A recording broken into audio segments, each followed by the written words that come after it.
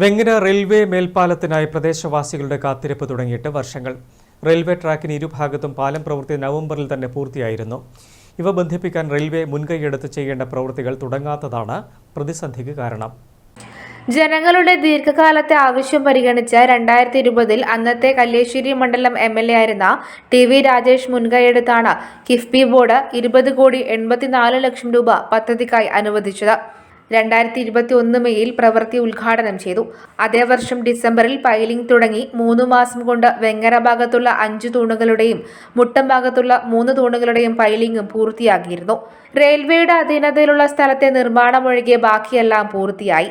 എന്നാൽ പാലത്തിനായുള്ള ജനങ്ങളുടെ കാത്തിരിപ്പ് നീളുകയാണ്.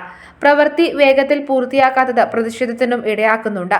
വെങ്ങര റെയിൽവേ ഗേറ്റ് അടിക്കടി തകരാറാകുന്നത് ഇതുവഴിയുള്ള യാത്ര പലപ്പോഴും ദുസ്സഹമാക്കുന്നുണ്ട്. റെയിൽവേ മേൽപ്പാലം എത്രയും പെട്ടെന്ന് പൂർത്തിയാക്കിയാൽ ഇതുവഴിയുള്ള യാത്ര സുഗമമാകുമെന്ന് നാട്ടുകാരും പറയുന്നു. ഈ പാലം തുടങ്ങിയിട്ട് വളരെ കാലം ഇങ്ങനെ നിർത്തിപ്പിച്ചിരിക്കുകയാണ്. പക്ഷെ എന്താ കാരണം അറിയില്ല. എനിക്കൊന്ന് റെയിൽവേൻ്റെ വല്ല കളിയാണെന്ന് പറഞ്ഞില്ല. ഇത് തുടങ്ങും നാളെ തുടങ്ങുന്ന പറയുന്നത് പക്ഷേ ഇതുവരെ തുടങ്ങിയിട്ട് കാണുന്നില്ല. അതുകൊണ്ട് വളരെയധികം ബുദ്ധിമുട്ടുണ്ട്.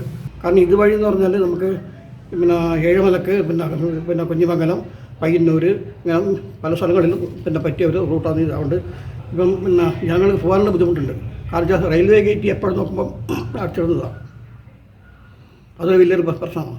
അതുകൊണ്ട് അത്രയും പെട്ടെന്ന് പണി തുടങ്ങണം. മേൽപ്പാലം പ്രവൃത്തി എത്രയും പെട്ടെന്ന് പൂർത്തിയാക്കണമെന്നാണ് ജനങ്ങൾ ആവശ്യപ്പെടുന്നത്. News bureau, Pazhayangadi.